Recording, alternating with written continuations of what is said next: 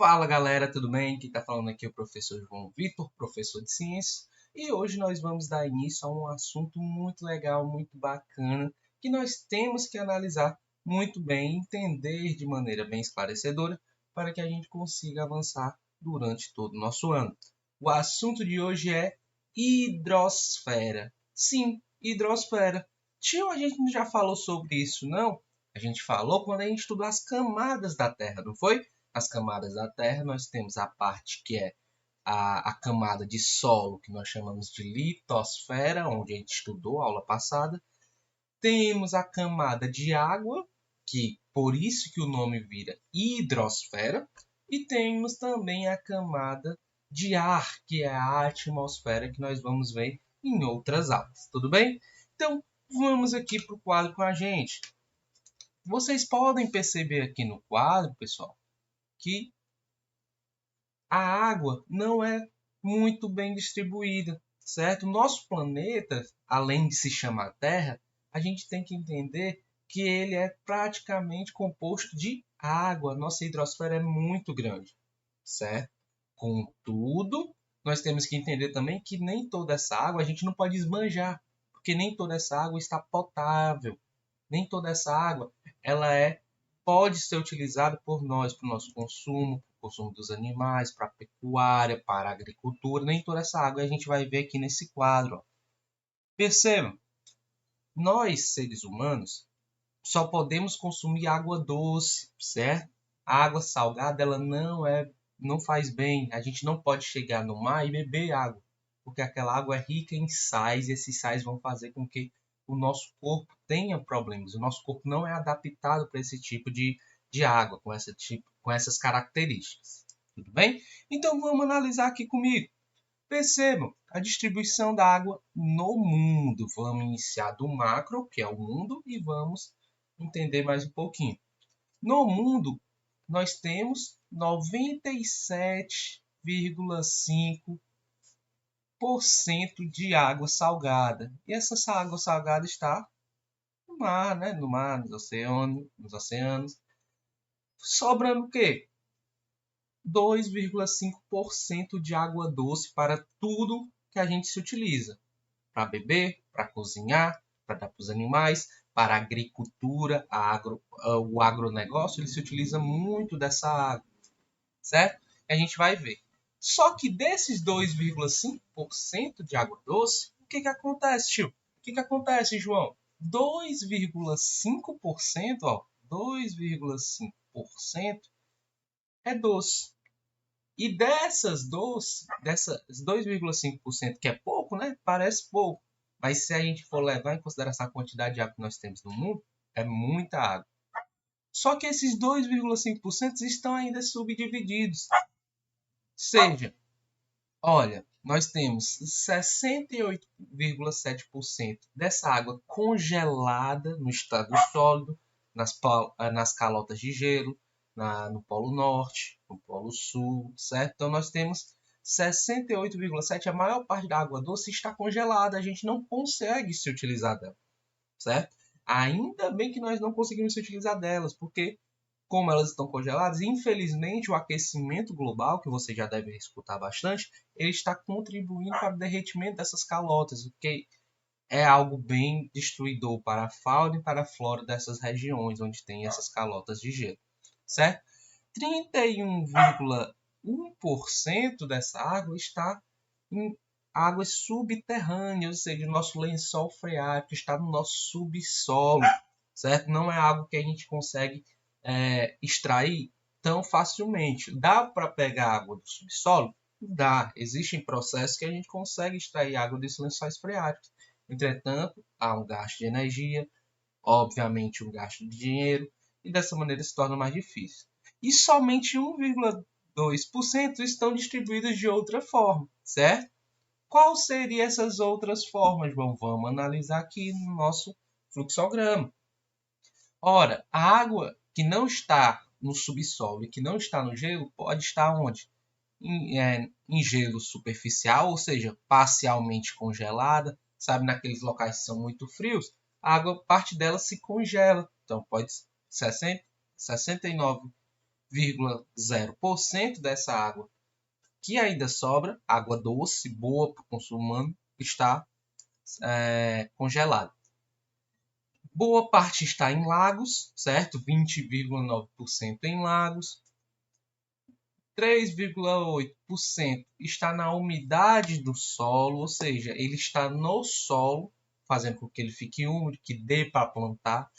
3% está na atmosfera, certo? No nosso ar que nós respiramos tem uma porção também de água, certo?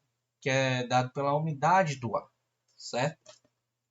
Pântanos, também 2,6% estão em regiões pantanosas, e apenas 0,46% estão nos rios, que é onde a gente consegue extrair de maneira mais fácil, nos rios, nos lagos, né? Olha aqui que dado importante, que 0,24% de toda a água doce que existe está nos seres vivos. Lembra que existe aquela máxima, os seres vivos são compostos de 70% de água. E é justamente se juntar toda a população, a água que está no nosso corpo, dentro do nosso fluxo sanguíneo, que ajuda a nutrir nossas células, elas somando dá apenas 0,24% da água doce do mundo todo. Então, para que serve esse nosso estudo aqui dessa distribuição de água no mundo, João? Para a gente entender que existe muita água. Sim, existe uma quantidade muito grande de água. Entretanto, nós não podemos desperdiçar de qualquer maneira. A gente tem que fazer um uso consciente, porque a água doce que nós utilizamos é muito escassa, certo? Então, vamos avançar? A gente sabe que a água ela pode se encontrar em diferentes formas, né? A gente pode encontrar água no estado sólido, como a gente está representado aqui por esse cubinho de gelo, né? Bonitinho. Podemos encontrar água no estado líquido, que é a que a gente mais gosta, né? A que a gente mata a nossa sede.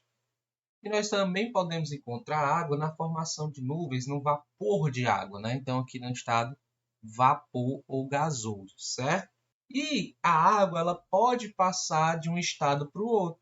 Eu posso pegar a água, colocar nas forminhas de gelo, e ele se tornar gelo. Eu posso colocar esse gelo no sol, em contato com o sol. O que vai acontecer? Ele vai voltar a ser líquido. Então, todos os processos de mudança de estado são transformações físicas que nós já estudamos e que elas têm que ter uma quantidade de calor sendo absorvido ou liberado.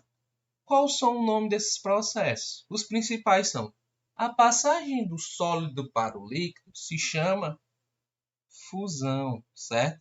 Então, quando o gelo derrete, ele está passando por um processo de fusão, certo? Quando o líquido passa por estado de vapor, nós estamos tratando do processo de vaporização. Tudo bem? João, tem como um líquido se tornar sólido? Tem. Se eu pegar a água, colocar nas cubinhos de gelo, colocar no freezer, ele vai virar gelo, né? Então, quando eu passo do líquido para o sólido, eu vou ter um processo chamado de quê? Ele não está se tornando sólido, então eu estou passando por um processo de solidificação, certo? Vou anotar aqui para vocês. Solidificação.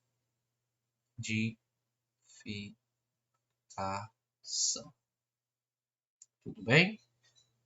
E, João, passando do vapor para o líquido, existe esse processo de passar de vapor para o líquido? Existe sim. O nome desse processo é condensação. Ele passa do vapor para o líquido. Tio, uma pergunta. Dá para passar de sólido para o líquido e de líquido para o sólido. Dá para passar de líquido para o vapor e do vapor para o líquido. Mas dá para passar do sólido para o vapor e do vapor para o sólido? Também dá. Esse é um processo chamado de sublimação. Certo? Então, do sólido para o vapor, eu tenho um processo de sublimação.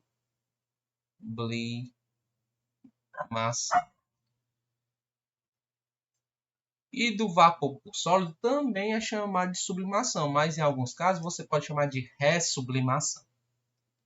Do vapor para o sólido. Então,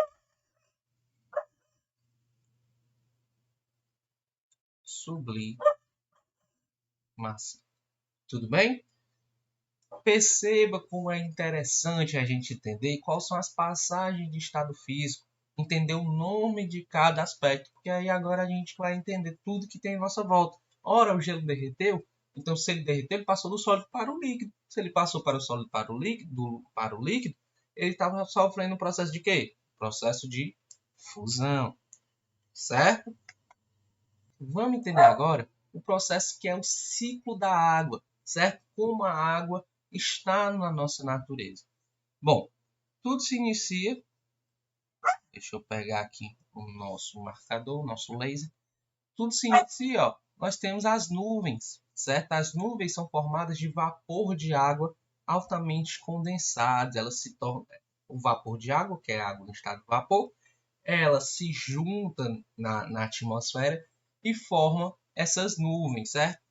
Dependendo da temperatura e das condições climáticas, essa nuvem vai fazer o quê? Vai ficar mais condensada, vai ficar mais concentrada e pode haver o processo de chuva, né? De precipitação. Pode ser chuva, dependendo da temperatura em que essas nuvens se encontram, pode ser que as gotículas de água caiam na forma de neve, né? Então, formando a neve. Lógico que no nosso país não existe esse processo porque nós estamos num país tropical, onde as temperaturas são elevadas e nós se deparamos apenas com a chuva.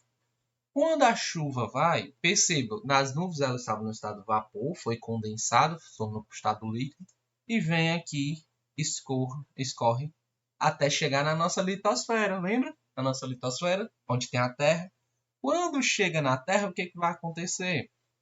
Essa água, parte dela vai se depositar em lagos, parte delas vai ser absorvido pelas plantas, pelos animais, eles vão se utilizar dessa água para matar sua sede.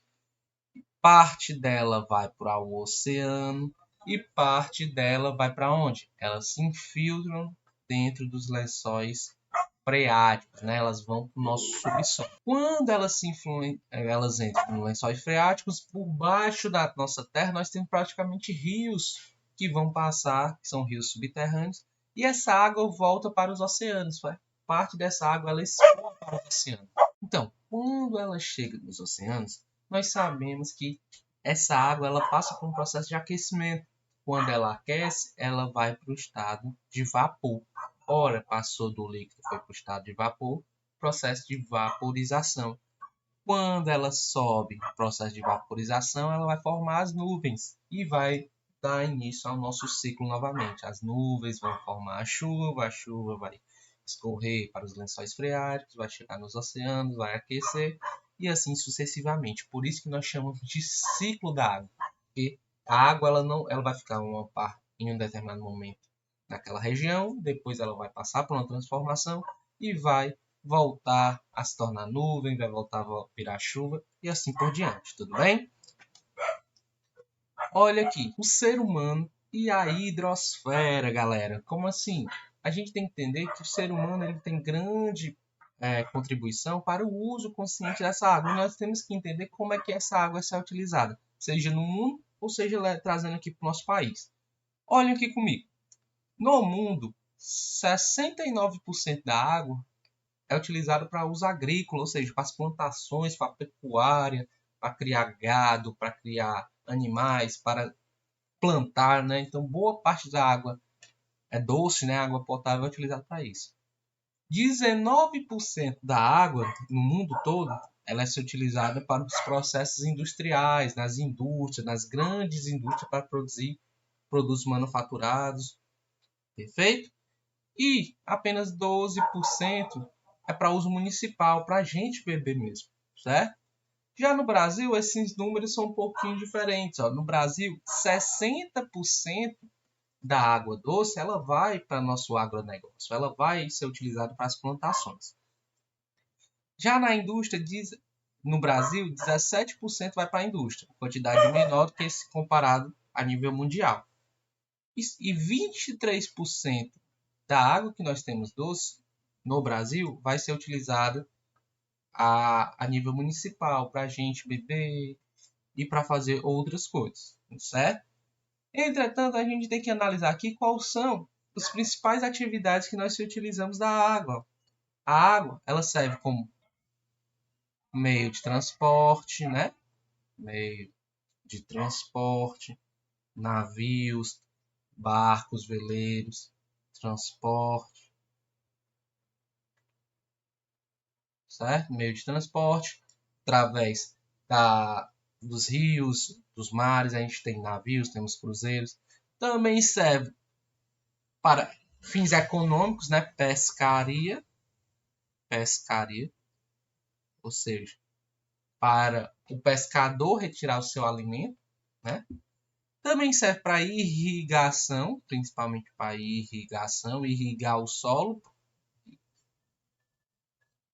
Com a irrigação do solo, nós podemos o quê? Nós podemos cultivar, podemos trazer para a nossa terra o nosso alimento.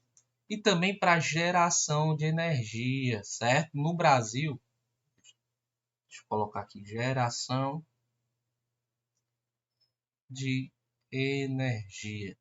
A gente tem que entender que no Brasil, no país que a gente vive, grande parte da matriz energética, de como a gente produz energia, é através das hidrelétricas, que são movidas à água, certo? Então, a água no nosso país ela é extremamente importante, porque a grande parte da energia produzida por nós é a partir dela. Tudo bem? Então, pessoal, espero que vocês tenham gostado da nossa aula de hoje. Qualquer dúvida, entre em contato comigo, reveja a nossa aula e até a próxima. Valeu!